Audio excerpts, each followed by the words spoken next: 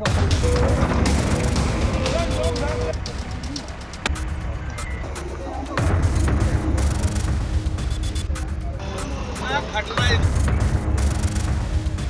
आप live cities देख रहे हैं। मैं हूं जय शुक्ला। देखिए इस वक्त की बड़ी खबर और बड़ी तस्वीर हम आपको दिखा रहे हैं। बिहार के नालंदा जिले में बड़ा हादसा हुआ है और एक निर्माणाधीन ओवरब्रिज भरभरा करके गिर पड़ा है।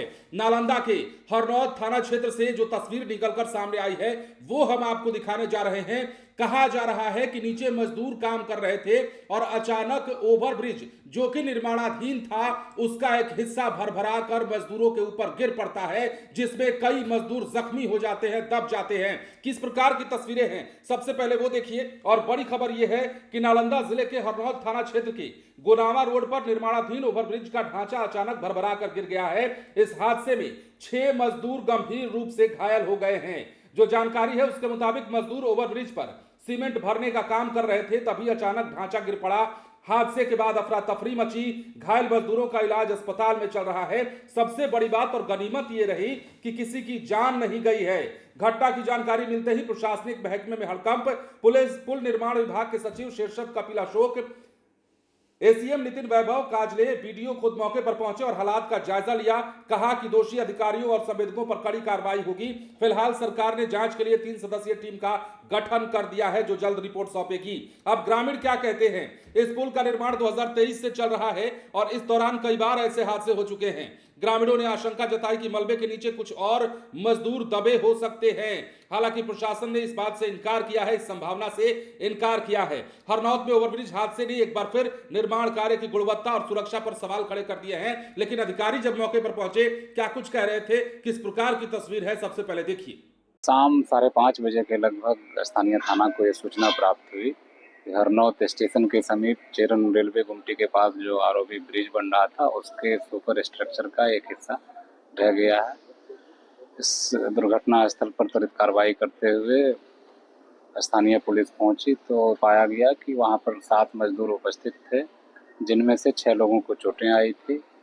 जख्मी को त्वरित कार्रवाई करते हुए रेफरल अस्पताल कल्याण बिघा भेजा गया, जहां पर कि 2 मजदूरों को, 2 जख्मी को मामूली चोट आई थी, उनको फर्स्ट एड के बाद छोड़ा गया है और 4 मजदूरों को बेहतर इलाज के लिए हायर सेंटर रेफर किया गया है।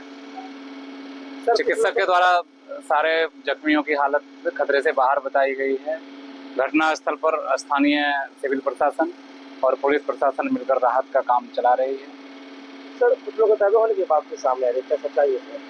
नहीं, जो बताया गया, जो यहाँ पर घटना स्थल पर मौजूद होकर के काम कर रहे थे उनके द्वारा सारे लोगों को मिला लिया गया है। सारे लोग बाहर थे। इसके अंदर कितने मजदूर थे सर? 6 मजदूर जो जख्मी हुए हैं, एक 7 तक टोटल 7 थे, जिसमें से कि एक को कुछ भी नहीं हुआ है। 6 लोगों को चोटें आई थी, 2 को मामूली चोट है और 4 लोगों को रेफर किया गया है। अभी बचाव के कुछ चल रहा है? अभी मलबा हटाने का काम किया जा रहा है। सारे कंसर्निंग डिपार्टमेंट्स मौजूद हैं। कहाँ तो मजदूर बताया जा रहा है कि यहाँ से कहीं बाहर के थे, उनका वो बाद में पता चला। 4:30 बजे के बीच यहाँ पे गाड़ी वाड़ी आ रहा था, ऊपर से ढलाई का काम चल रहा था। इसमें उसी समय एक बैग भर के ये गिर गया। हरनौत कितना मजदूर था इसमें अभी कोई तो संभावना है नहीं, निकला नहीं है। निकलने के बाद ही इसका पुष्टि किया जाएगा।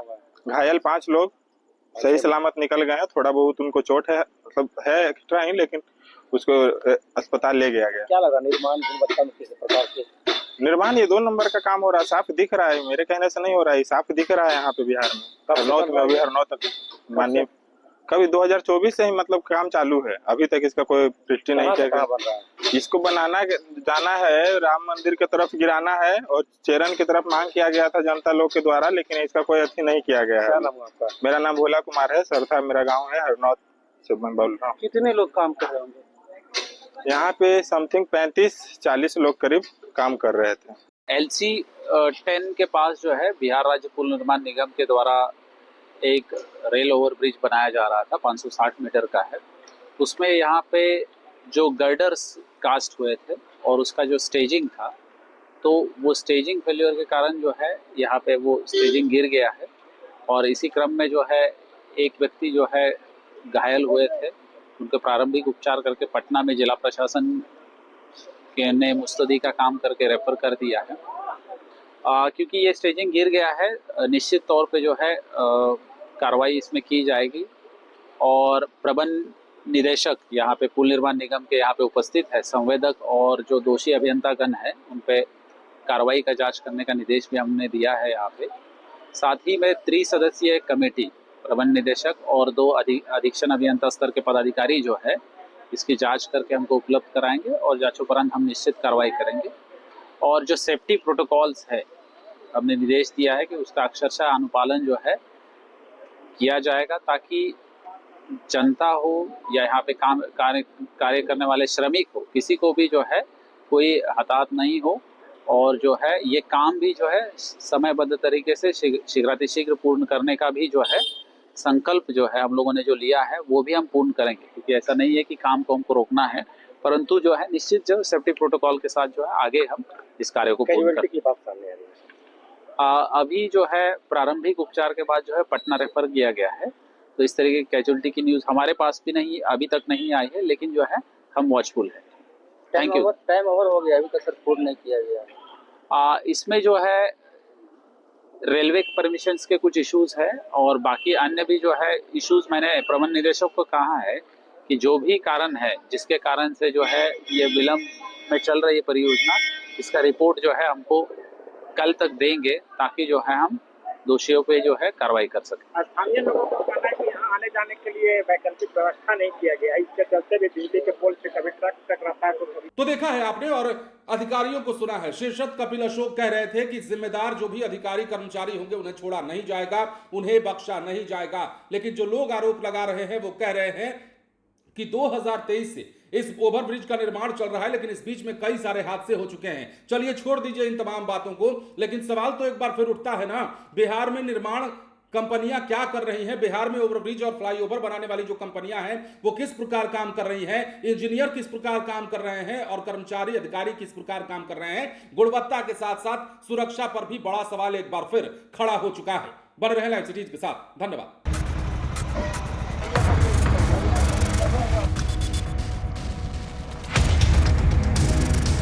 बोला ना